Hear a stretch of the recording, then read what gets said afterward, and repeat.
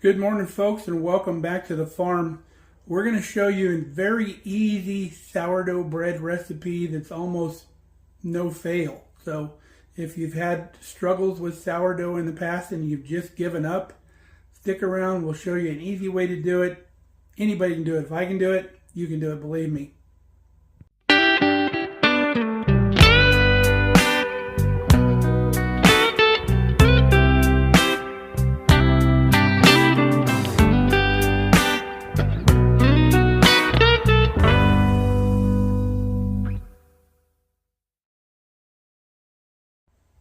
So this is like a 2-day process. So if you want sourdough bread tomorrow, you start today. It's not a 1-day thing where, hey, I want sourdough bread and we're going to make it like regular bread. There is a way to do that. We'll do another video on someday that you can have really quick, like a cheat recipe of sourdough bread. But we're going to do it the real way this time. So you obviously need sourdough starter. Sourdough starter is the easiest thing in the world to make. We have a nice glass jar here from Sour House that's easy to measure your starter in when you're feeding it and stuff. But you can just do it in a mason jar. I recommend a wide top quart jar. That way it's got straight sides and it's easy to clean. So it's equal parts unbleached flour and good water. We have good well water here at the house. But if not, you want to use a filtered water. You can't have any chlorine in it because it'll just kill it. And then it just takes a few days and you've got sourdough starter. Look for a recipe online. It's super easy. So we have a starter that we keep here on the Homestead. So for this recipe, you're going to need 100 grams of starter. So we had a lot of extra starter, so I took this opportunity to dump it all out of the jar, clean the jar out real good, dump in an amount in there, and then we fed that. So since I'm going to need 100 grams of starter, I took some of our starter out of our jar. I put 50 grams of starter in our measuring cup here. And then I added 25 grams of unbleached flour and 25 grams of just lukewarm water, not hot at all. And just stirred that up. So I've got my 100 grams of starter here already. I won't have to measure out of that. We can just let that go. So you do this at 8 o'clock in the morning. And then by 3 in the afternoon, it should be doubled, if not before then. So we'll see when this is doubled. Now, a lot of people don't know, different parts of the country will give you a different taste in your sourdough starter, because what you're doing is you're picking up just natural yeasts out of the air that's causing your flour to ferment. So different yeast will give you a different flavor. So like the traditional like San Francisco sourdough, they have a flavor there because of their local yeast has a certain flavor. And they guard their sourdough starter because they passed it down over generations. Their sourdough starter for that San Francisco sourdough bread has been around for hundreds of years. And because of that, they safeguard it. They don't have it stored in just one location. In case there's like a fire or something that burns the building down, they won't use their heritage or heirloom starter.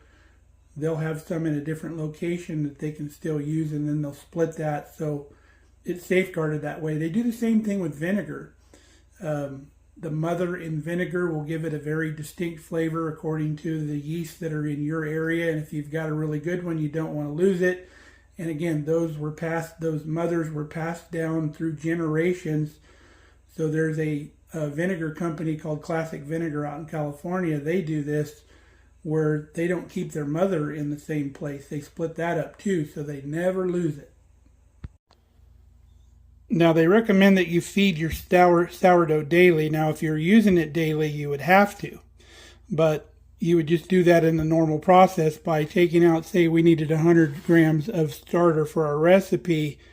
You would put 100 grams back in there to maintain your starter, 50 grams of flour, 50 grams of water. You do it by weight, not by volume, because the flour weighs a different amount than water does by volume. So that works out. Back in the day, people were making bread every day, so they never got too much in their jar. But if you're not using it every day, pretty soon you're going to get too much starter in your jar, and you got to do what's called discard, which you would, instead of, if you're not using it, you would throw it away or find something to do with it. So we choose not to throw it away, so we don't discard it. We'll make a little pancake in our skillet here and then feed that to our chickens. They love it and it's good for them. So don't let any of that stuff go to waste. Well, we have some very active starter. It's only taken about 4 hours to double, and when this stuff is double in size is when you want to put your bread together. So we're going to get going early, doesn't matter. Okay, we've got our 100 grams of starter. We know it's that much because that's how much we mixed up. And to that, we want to add 350 grams of warm water. That's what's good about weighing this. It's so much easier than measuring. We need a little bit more.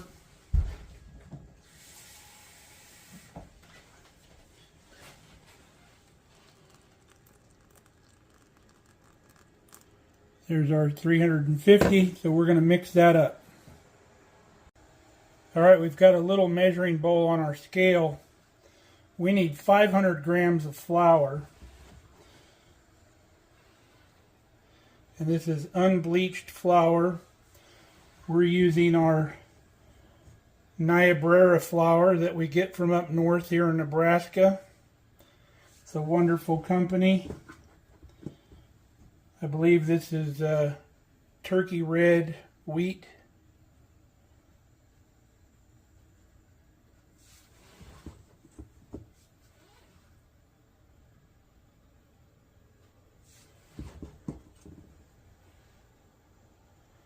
Just go a little bit at a time and watch your scale.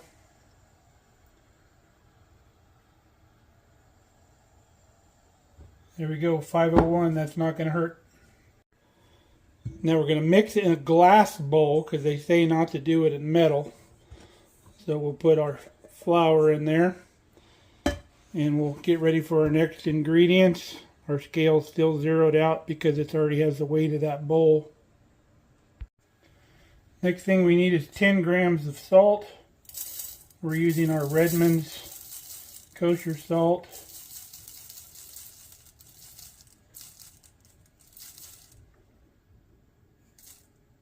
There's 10. Salt goes into the bowl. Now we'll stir our dry ingredients up together and then we'll pour in our wet. Now they say to use wooden utensils as well. So we busted out our wooden spoon here, mixing up our flour and our salt.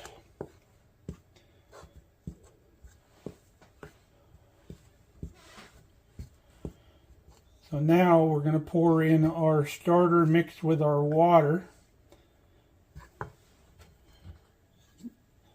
Why it's also good to put your water in your starter. It's a lot easier to get your starter out of the container because it's thinner.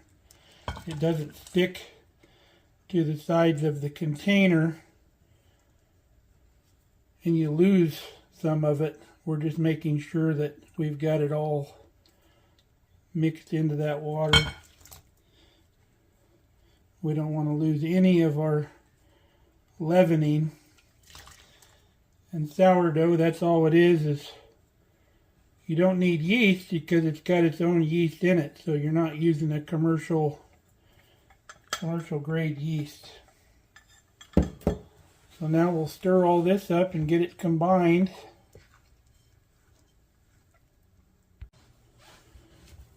Okay, we've about got it all incorporated.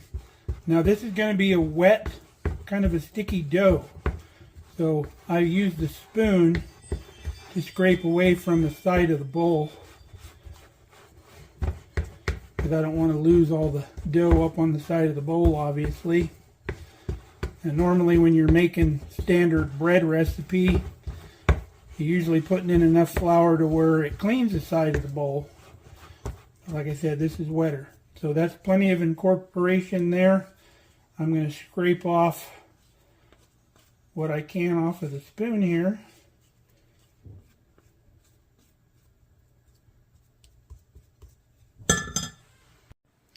So our dough is put together. We're going to cover our bowl with plastic wrap, and we're going to let this set for exactly 1 hour. I'm going to set the kitchen timer so I know when that hour's up. Now while I've got an hour to kill, I'm going to go out and give some syrup to our bees, because it's supposed to be like 65 degrees today in the first part of January in Nebraska. Very odd. So I mixed up a half a gallon of syrup for the bees. Let's go give it to them. All right, we like to come out before the bees are flying. They usually start flying when it gets to be about 50 degrees out here. So when I take the top off, the bottle of syrup should be in here.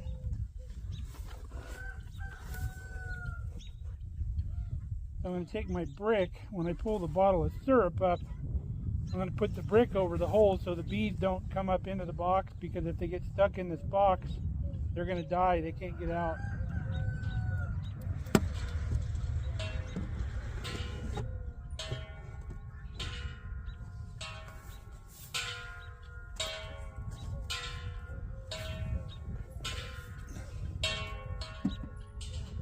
Can you hear our big wind chime?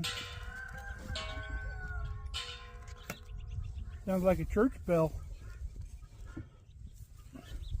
So we've got a half a gallon of syrup. Should be able to split that between these two jars. And this is just half and half sugar and water. I've mixed sugar with warm water.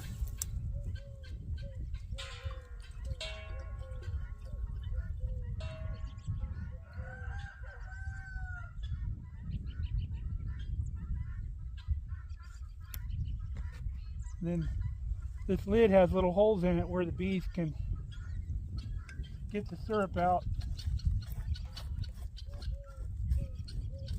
A lot of people won't wear a bee suit to do this, but I'm allergic to bees, so I don't like being stung. I get a little swollen up. My whole body doesn't swell up, but lots of localized swelling.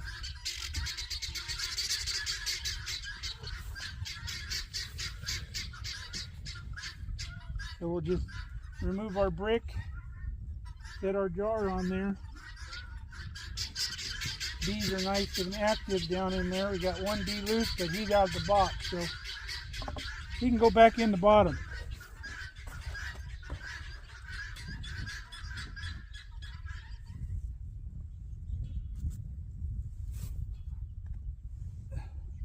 Put these bricks on here for the wind.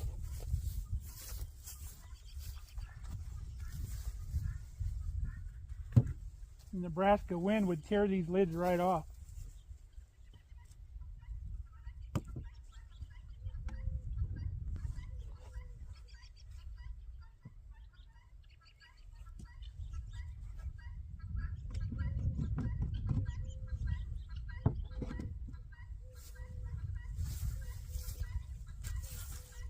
A little bit of syrup left in that one.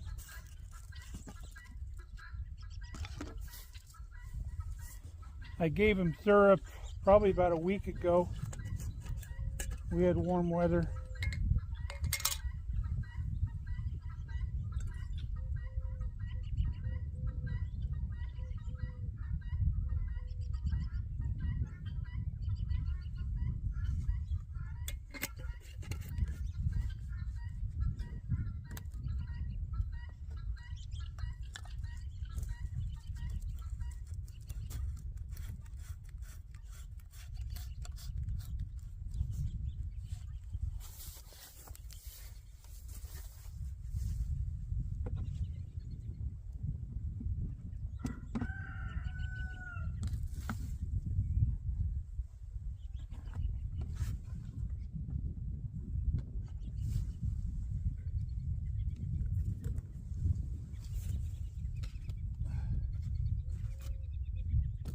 All right, we'll have some happy bees now.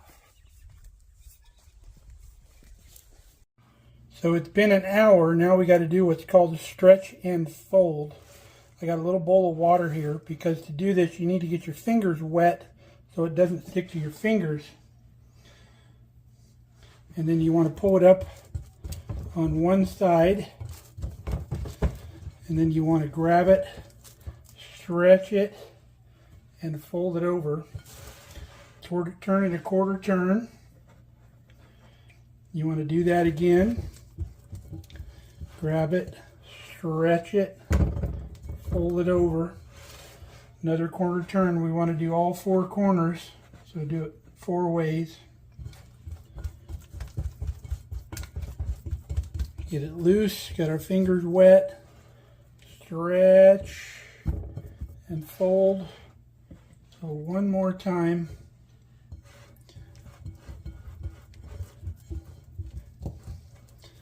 Stretch, fold it over. Put the cover back on, and we're only going to wait 30 minutes this time, and we're going to do the same thing.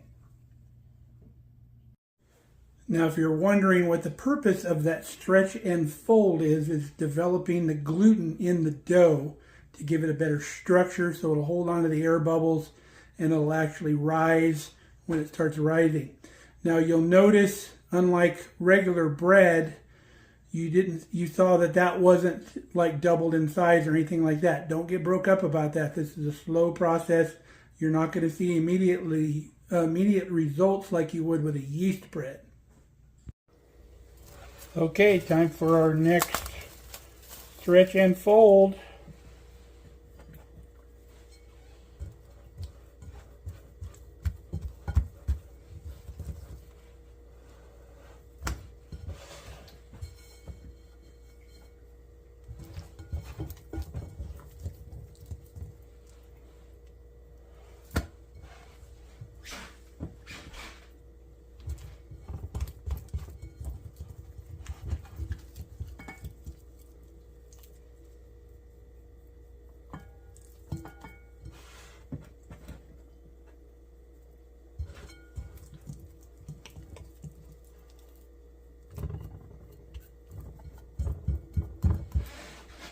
All right, going to cover it back up and then another 30 minutes.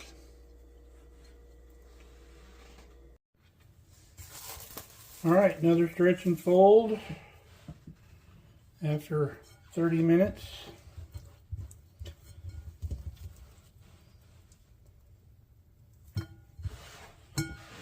You'll find the further you go, the less sticky it is.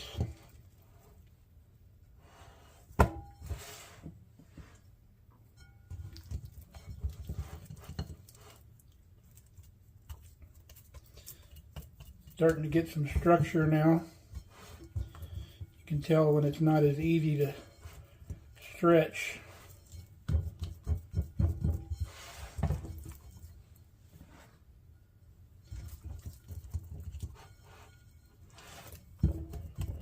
There we go.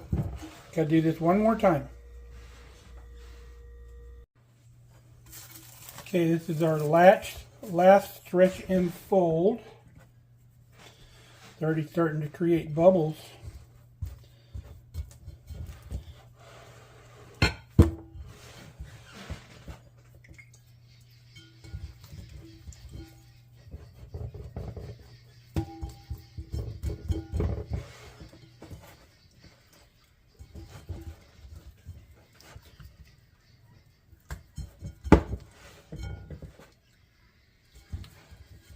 Can see when you stretch it now, it wants to go back into the shape that it was in, so that's a good sign.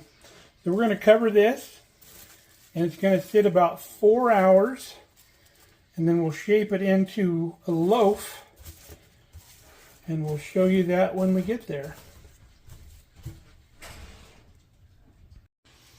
All right, it's time to shape our dough. This is the Dutch oven that the bread is going to be cooked in.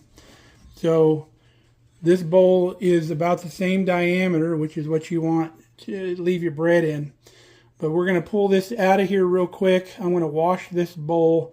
I'm going to put a piece of parchment in there, and then we'll shape the round loaf just by rolling the sides under, cleaning it up a little bit, and then we'll put it in that parchment paper, and then we'll let that sit.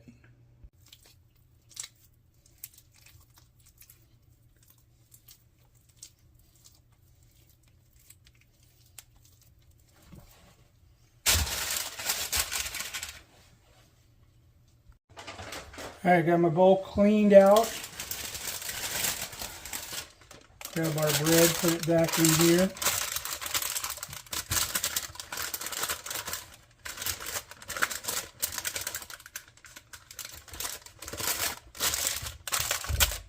And we'll cover this back up. Reason we can't leave it in here because the cast iron has to be preheated before we cook the bread. So we leave it in here, let it rise in here. And the reason I put the parchment in is so I can lift this whole thing out without deflating the bread and put it into our cooking pan. Alright, now it's just got to set. Alright, it's bedtime. You can see that this is starting to rise. Now, if you're not an early riser, what you would do now is you'd put this in the fridge and slow down the fermentation. But I get up fairly early in the morning, so I think I'll have time to bake this in the morning before I go to breakfast. So we're just going to leave it out. All right, it's 10 a.m. the next morning. You can see our dough has risen quite nicely. The plastic wrap stuck a little bit to the top, so we probably should have sprayed that with something. But time to preheat our oven to 475 degrees.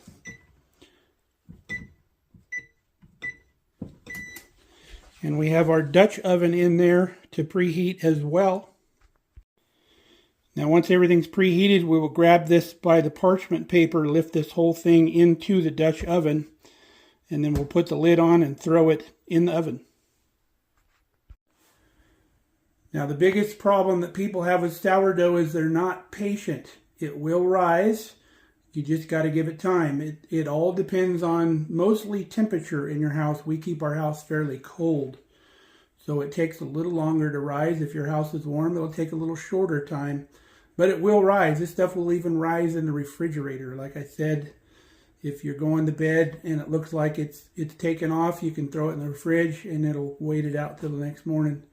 But believe me, folks, patience is all it takes. Now, most hardcore sourdough people will rise their dough in a basket type thing that's floured.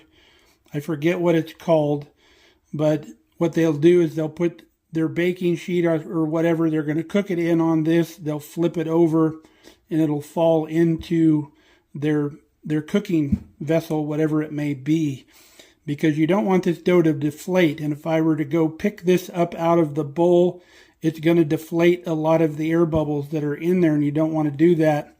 That's why we lift it out with the parchment paper, so we're not handling it very much. All right, our oven is preheated. We're going to pull our Dutch oven out of here. Super hot. Make sure you're using hot pads, folks. So we're going to gingerly gather up our parchment paper here. Kind of hold on to it so it doesn't open up. Take our dough, set it right in our Dutch oven. And then you want to take a razor blade, super sharp razor blade. I like to pop these little surface bubbles here, because otherwise you'll get a big air pocket in there. And you want to score your sourdough all the way across the top with that razor blade. Sometimes it's hard to do. Let's try a little water on that.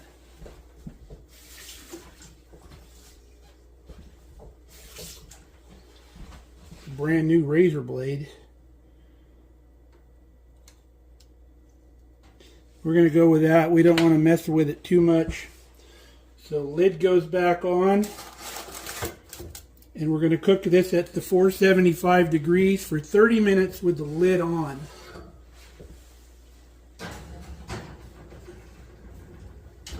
There we go. We'll see you in 30. Okay, it's time to take the lid off. Hopefully the bread's not stuck to the lid, because it was pretty tight. Oh, cool.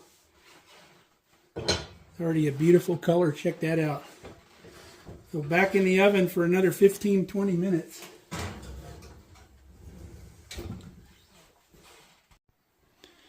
We also want to turn the oven down to 425.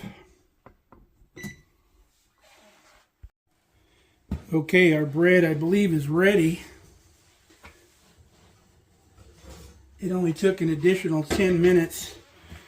And another way to check your bread is to put a thermometer in it. You want to be about 200 to 210 degrees internal.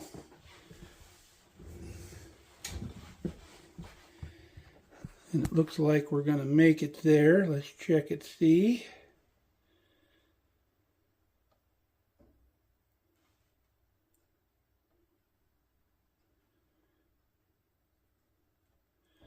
Yep, we're 200, so we're good. Now we're going to get it out of this pan, put it on this cooling rack right here.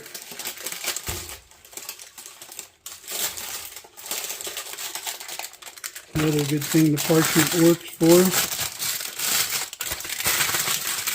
Let that cool. Now you've got a nice crust on it. You want to make sure this thing is completely cool before you put it in any kind of bag, because if this sweats at all, you will lose that nice crust. Now I don't know about y'all, but I'm a fan of warm bread, and I like the end piece too. Look at how fluffy that top is. Pretty crazy.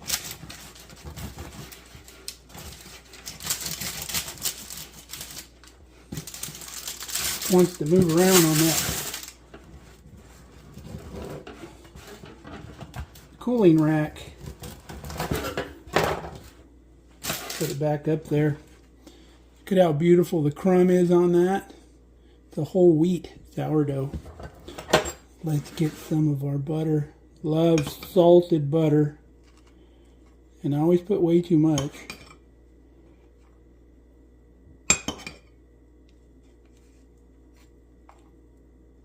All right, let's let that melt on there a little bit.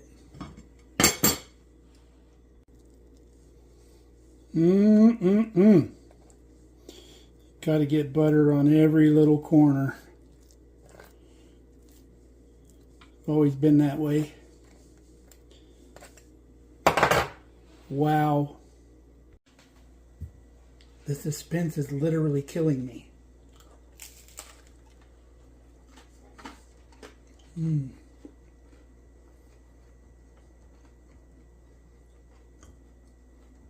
Wow.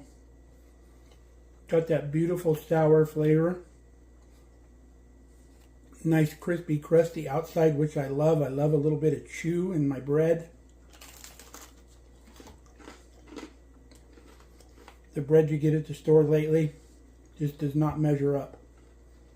It's like everybody's wearing dentures or something. Fantastic bread. Now folks, to be successful at sourdough, take everything you know about baking regular bread and just forget it. Because sourdough makes its own rules. And again, you just got to be patient. You're going to have to excuse me while I finish my piece of bread. So good. Absolutely mind-blowing, incredible, folks. Want to do the happy dance with that bread. It's awesome. If you're like me and struggled for a long time trying to make sourdough bread, you just got to be patient. That's all there is. Before, I would end up with these flat sourdough loaves because I'd get impatient and they were really dense and just not enjoyable at all. But now that we've got it figured out, it's super easy. I hope you try it. What's my favorite way to eat it? Well, I will tell you. A grilled cheese with this sourdough bread and some provolone cheese is absolutely off the hook. And if you make some homemade tomato soup, we have a recipe in the playlist that's crazy good. There's no better pairing than a sourdough and provolone grilled cheese with homemade tomato soup. You will be in absolute heaven. So, until next time, stay safe, stay healthy. We love you guys. We hope you come back and see us here on Mark Ellie Farm. We enjoy having you around. And if you haven't liked and subscribed, do so. It really helps out the channel. It doesn't cost you nothing. And most of the people that watch our videos aren't even subscribed. Like 85% of the people that watch are not subscribed. So if you subscribe, it helps us get out to more people and help more people figure out how to do things the old ways and be more self-sufficient. So that's our goal. Love you guys. See you soon.